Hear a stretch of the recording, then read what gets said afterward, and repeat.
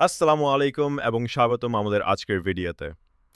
SSC পরীক্ষার ফলাফল প্রকাশের পর অনেকেই হয়তো নিজেদের ফল নিয়ে একটু দ্বিধায় থাকেন, মনে হয় প্রাপ্ত নম্বর হয়তো আরও বেশি হতে পারত। আর এই অনুভূতি থেকেই জন্ম নেয় বোর্ড চ্যালেঞ্জ বা পুনর্নিরীক্ষণের ধারণা।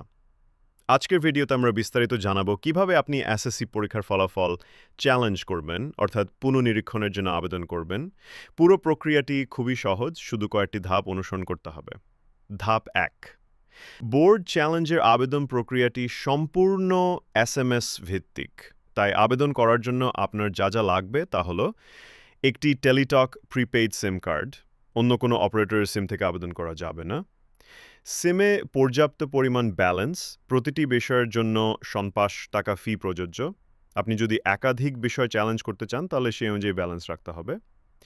আপনার এসএসসি পরীক্ষার রোল নম্বর, যে বোর্ডের অধীনে পরীক্ষা দিয়েছেন সেই বোর্ডের প্রথম ৩ অক্ষরের কোড।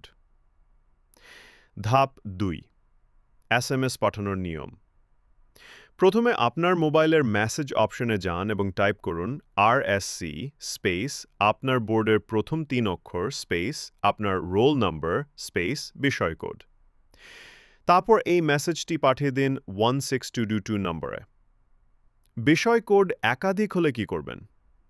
যদি আপনি একই এসএমএসে একাধিক বিষয় চ্যালেঞ্জ করতে চান, তাহলে বিষয় কোডগুলোর মাঝে একটি কমা প্রস্ট্রোক ব্যবহার করুন। উদাহরণস্বরূপ, আপনি বাংলা 101 এবং ইংরেজি 107 দুটোই চ্যালেঞ্জ করতে চান, তাহলে লিখুন RSC DHA 123456 101 1107। এই মেসেজটিও পাঠিয়ে দিন 16222 নম্বরে। ধাপ ৩, দ্বিতীয় এসএমএস-এর মাধ্যমে আবেদন নিশ্চিত করুন। প্রথম এসএমএস পাঠানোর পর ফ্রিতি মেসেজে আপনাকে একটি পিন নাম্বার এবং আপনার আবেদনের জন্য মোট কত টাকা ফি কাটবে তা জানিয়ে দেওয়া হবে। এই পিন নম্বরটি ব্যবহার করে আপনাকে দ্বিতীয় এসএমএস পাঠিয়ে আবেদনটি নিশ্চিত করতে হবে।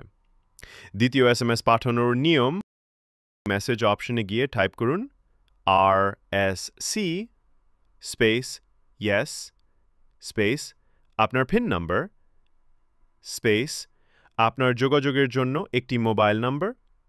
এই মেসেজটি পাঠিয়ে দিন। দ্বিতীয় এসএমএস সফলভাবে পাঠানোর পর আপনার আবেদনটি গ্রহণ করা হয়েছে মর্মে একটি ফিরতি মেসেজ পাবেন। এই মেসেজেই আপনাকে একটি ট্র্যাকিং আইডি বা অ্যাপ্লিকেশন আইডি দেওয়া হতে পারে। এটি সংরক্ষণ করে রাখুন, কারণ ফলাফলের সময় এটি কাজে লাগতে পারে। আশা করি এসএসসি বোর্ড চ্যালেঞ্জের আবেদন প্রক্রিয়াটি এখন আপনাদের কাছে স্পষ্ট হয়েছে। নির্ভুলভাবে আবেদন করতে এই ধাপগুলো অনুসরণ করুন।